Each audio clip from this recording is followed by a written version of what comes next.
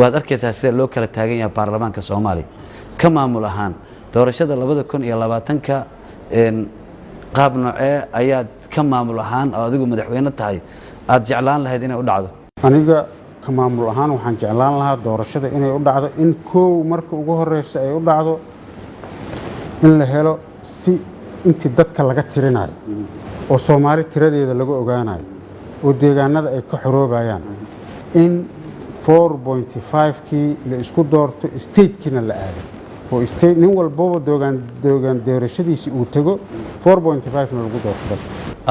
way extension ma rabtaa macna waxaan ka wadaa muddo kororsi muddo kororsi ma qof Soomaali oo rabo waayahay marka tii hore 2016 la isku doortay ayadii baan qurxinaynaa maalintii tan tii ka horeysay 16kii waxa wax soo doortay oday kaligiis